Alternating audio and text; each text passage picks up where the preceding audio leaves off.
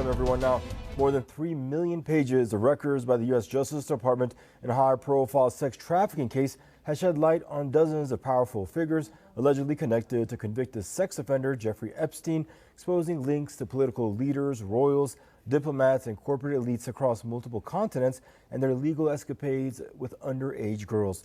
U.S. President Donald Trump, former President Bill Clinton, Microsoft co-founder Bill Gates, Tesla's Elon Musk, UK's Prince Andrew, UK Ambassador to the US Peter Mendelsohn, France's Emmanuel Macron, and officials from Norway, Sweden, Denmark, Turkey, Slovakia, and all throughout West Asia. But a peculiar number of files lead straight to Tel Aviv. Former Israeli Prime Minister Ehud Barak is shown to have stayed at Epstein's New York apartment on multiple occasions. It's this intimate relationship and money transfers involving the two of them which has raised speculation, which will be the focus of the Spotlight program. But first, here's a quick report. This is not only a story of a pedophile, sex trafficker, and a predator.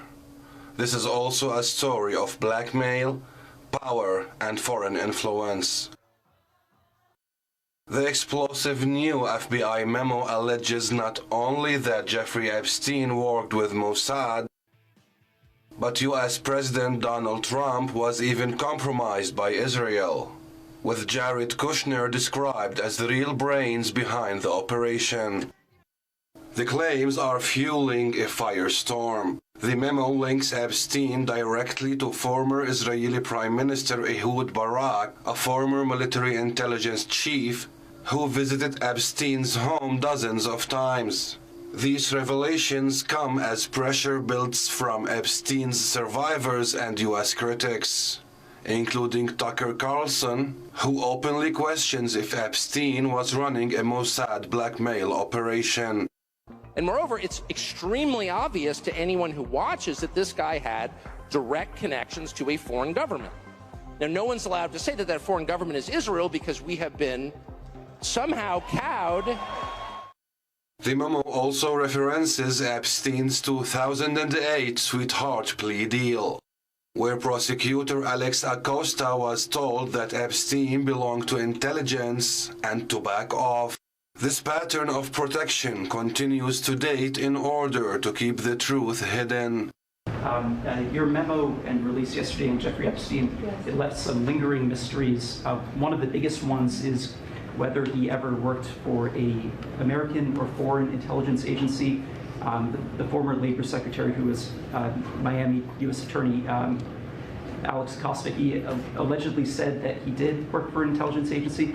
So could you resolve whether or not he did? And also, could you say why there was a minute missing from the jailhouse tape on the night of his death? Yeah, sure. If hey, Pam, could I just interrupt for 1 second?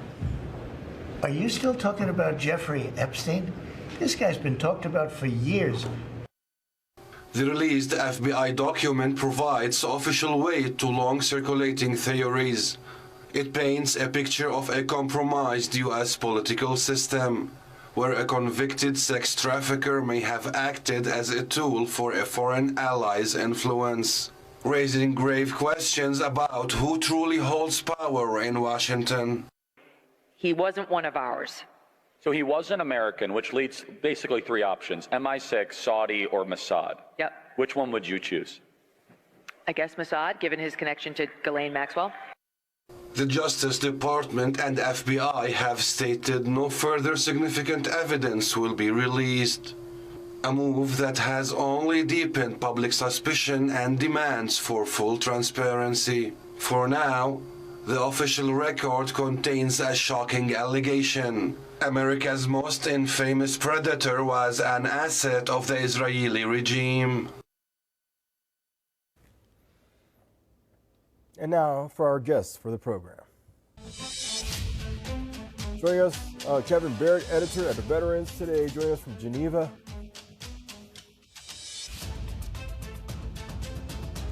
And also Mr. John Bosness, journalist, activist, and political analyst, joining us out of Fredericton, Canada.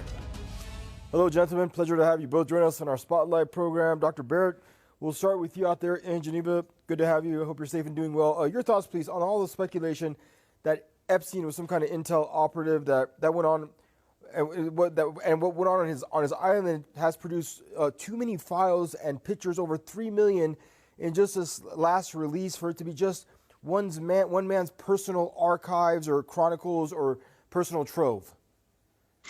Well, I've been among a small number of people that's been growing over the years who has been calling Jeffrey Epstein an obvious Israeli Mossad blackmailer since around 2008. I've been interviewing people like Nick Bryant, author of the wonderful book, The Franklin Scandal, which everybody needs to read to understand how horrifically compromised our political class is in the United States. I've been interviewing Nick Bryant and other very brave journalists who have helped break this story ever since that sham trial in which Alex Acosta gave Epstein a sweetheart deal because he was with intelligence. And, just as I've been screaming from the rooftop since late 2003 about 9/11, it's been the same kind of situation with the Epstein scandal, but the difference is that he did get arrested, and some of the victims were brave enough to insist that some kind of justice be done. And so we've been slowly moving towards exposure of this crime. But the real story that the mainstream media has been ignoring since the mid-2000s, probably at least 2008, is that it's been thunderingly obvious that the Epstein sex blackmail ring, pedophile ring, if you will, has been blackmailing powerful Americans and some other people around the world for the state of Israel. And you're not allowed to say that in the mainstream media in the West because partisans of the state of Israel, who are mostly supremacist Jewish oligarchs who are fanatically loyal to their fellow Jewish Zionists, control our media. They've bought up most of our media, and they've ensured that nobody can get near the truth of issues like 9/11, which is also a Mossad job, not an inside job, or the reality of the Epstein Israeli blackmail operation. And now it's been forced upon the attention of the American public. People like Tucker Carlson, Candace Owens, and others with huge audiences are talking about it openly. And I really wonder whether the American people are going to wake up and turn against their Israeli overlords. Thank you there, Dr. Barrett. John Bosnich, thanks for your patience, pal, and welcome to the conversation. John, your take as well on Jeffrey Epstein and the Israeli regime connections. There are mentions about other officials from different countries that received money through some kind of transaction with Jeffrey Epstein, but it was Ehud Barak that acted as a liaison to funnel money from Epstein to a number of politicians throughout the planet, which raises a bunch of red flags. Your initial thoughts, please. Well, first of all, I support and underline every word of your previous guest. As far as I've been able to determine, everything he says has been true, and it has been true not just recently, but for a good many years. So we have a situation in which we're talking about the Epstein files, which are not the Epstein files, they are the Mossad files. And this misinterpretation of identities is critical to maintaining the lie. We have a prince, a former prince known as Andrew Mountbatten Windsor. Well, okay, he was one of the main culprits raping underage girls at the sex honeypot set up by Mossad. But let's look at Andrew himself, his own identity. Well, his first family name, Mountbatten, is not Mountbatten, it's Battenberg, a European royal family that changed their name to Mountbatten to make it palatable to the English people who were at war with Germany. His other family name, Windsor, is not, of course, his family name. That is Saxe-Coburg-Gotha, which was changed in World War I.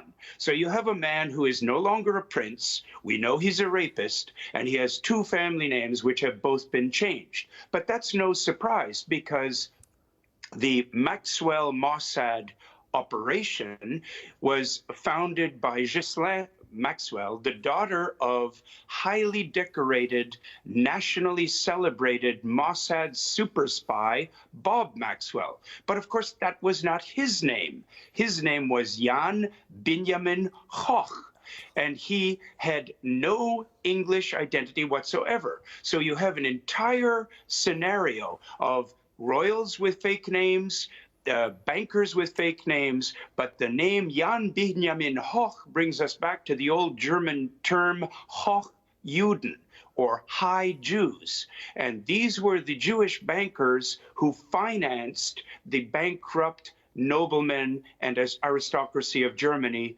many of whom have moved to England. So you have a web of corruption and money that goes back not just to the latest operation with Maxwell and Epstein and Mossad, but back for generations.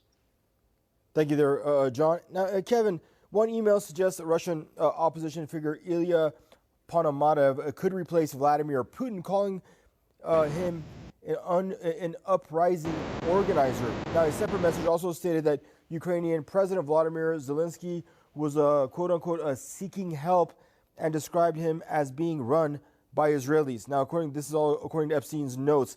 My question to you, does a normal person who is just some eccentric party animal billionaire speak of coups and puppet presidents if he is not an operative or involved in some kind of intel apparatus?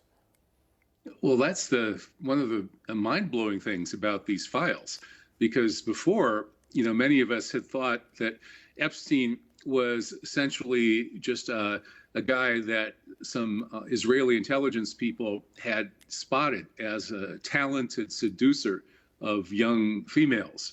And so the mega group, which is a group of Jewish billionaires who are essentially Mossad agents, or SANM, which means volunteer Mossad agents here in the United States, they discovered Epstein and groomed him. They sheep-dipped him. They gave him a job as a high school math teacher. They then pumped $1 billion into his bank account and called him an investment advisor. But essentially what he mainly did was sexual blackmail for the Mossad. And so we didn't realize that he was quite this connected, because as he did his sexual blackmail, his job was to establish personal relationships with the most powerful people that he could find. So he moved in all of these circles, but apparently he was used to broker various Israeli agreements and deals and various kinds of corrupt wheelings and dealings with very high-level people in many countries all over the world. You mentioned Ukraine, then there was also India. The Israelis have put a lot of effort into trying to corrupt India's government, and indeed they have. They've used Indian intelligence to do false flag operations that benefit both Mossad and the fanatical Islamophobic Hindu faction in India. And Epstein was in the thick of that and many other sensitive international operations. So it turns out that he was actually even more active of an Israeli spy than most of us had suspected. His main job was sexual blackmail, but on top of that, because he had all these contacts, he was used for high-level power brokering as well.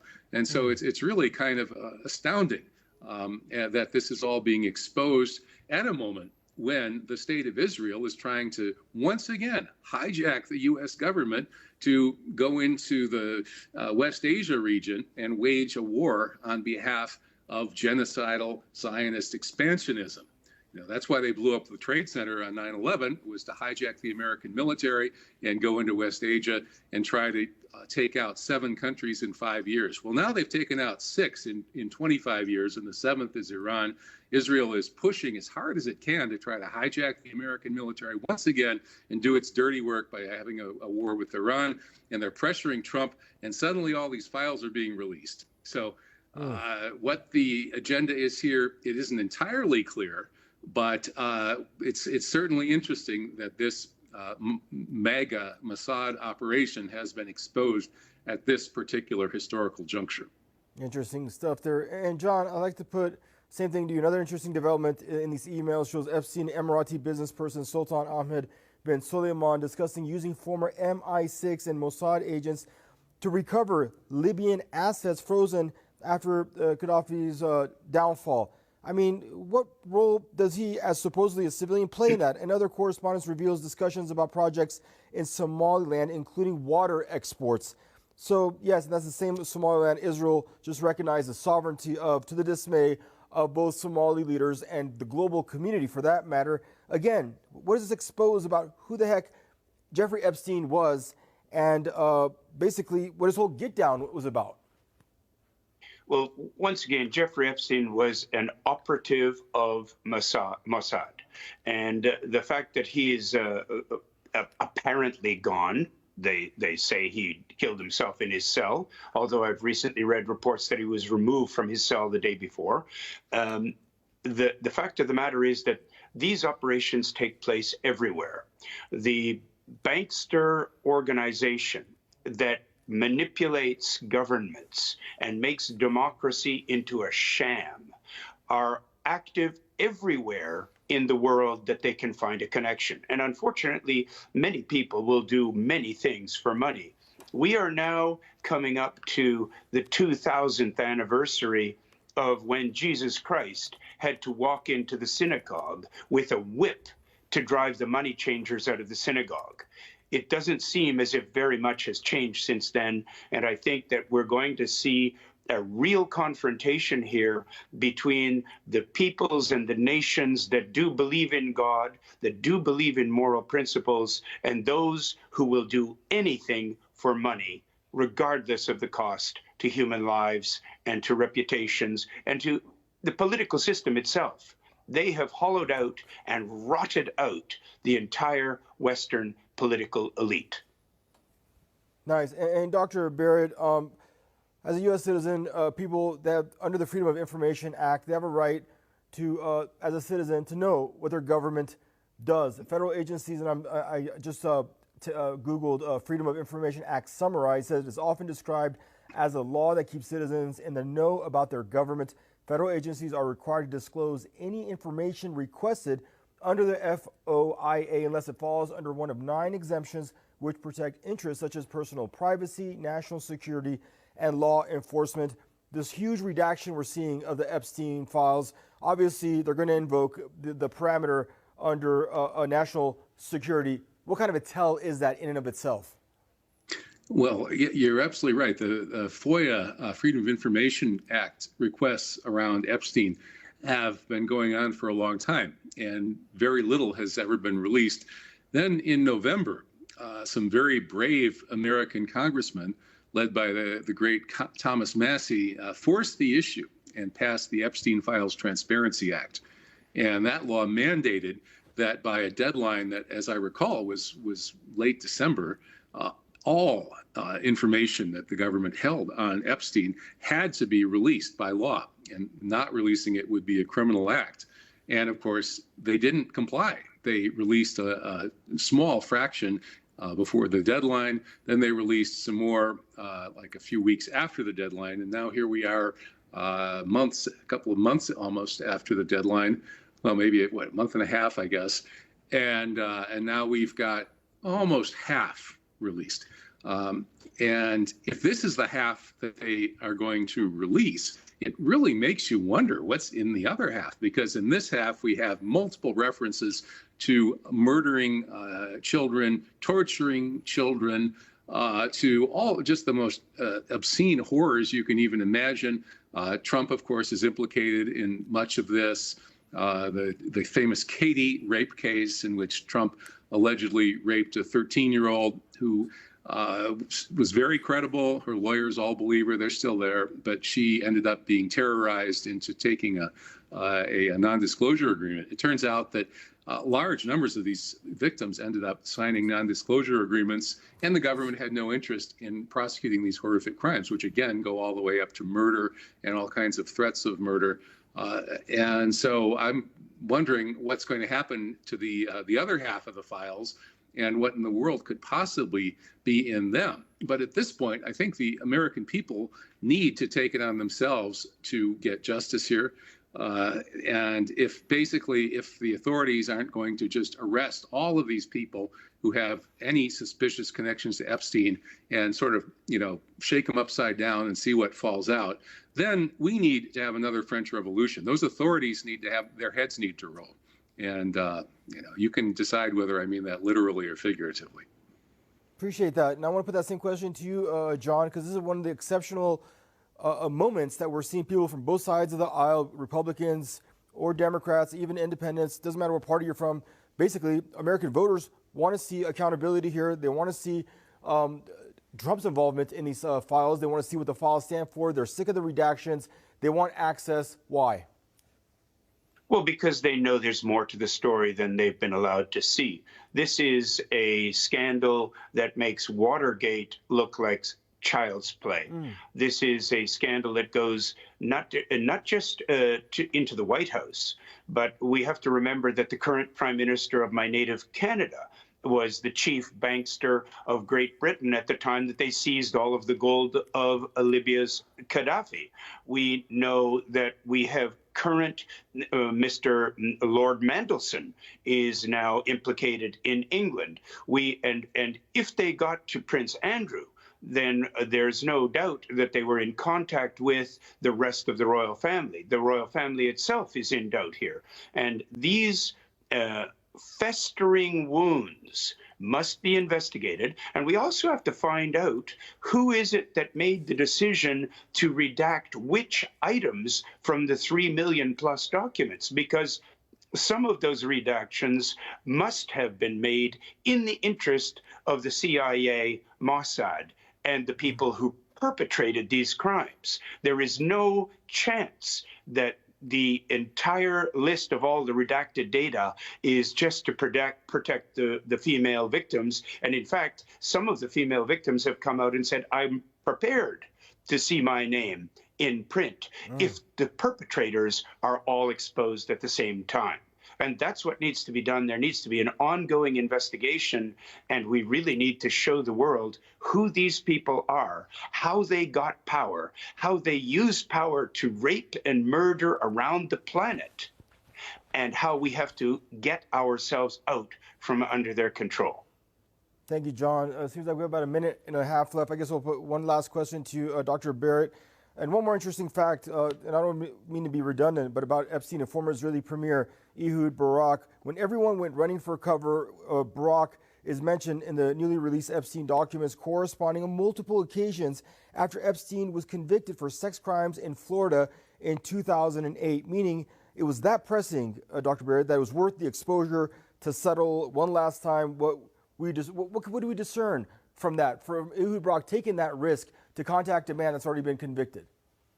Yeah, Barak was a multiple times visitor at Epstein's mansion in New York, and clearly this was a very, very important relationship. And of course, what hasn't been mentioned in the mainstream media is that Barak was the man who committed the most vicious and sadistic rape of all of the rapes that were at least encountered in the first dump of Epstein files. He's suspected, or he was named actually by Virginia Giuffre as the perpetrator of this absolutely horrific rape. So he's both a close collaborator of Epstein in Epstein's work for the Israeli Mossad, and he's also a vicious, sadistic rapist, which isn't surprising given that Israel is the rapist nation where they have huge demonstrations for the right to rape. And the people who rape prisoners to death are national heroes. And I'd like to mention one thing. The other guest said that the victims don't want to be redacted. Well, it's actually worse than that. In this latest dump, they didn't redact the names of, I believe, dozens of victims, or at least they missed dozens of uses. Many, many uses of the victims' names are there. They were not redacted, but the perpetrators are all redacted. This really makes you wonder who is doing the redacting, what they think they're doing, if they think they can get away with this. And if they get away with this, I think that the America and the West is well and truly cooked, because knowing that the most sick and depraved people imaginable rule over you, and then having it shoved in your face and then just rolling over and allowing them to do it and letting their vicious, evil, genocidal Zionist tribe continue to rule the world's most powerful nation, but through controlling the vices of their goyim cattle is absolutely unacceptable. If Americans don't rise up over this and overthrow this evil regime, then I can't imagine what kind of punishment, divine punishment, I mean, is in store for them.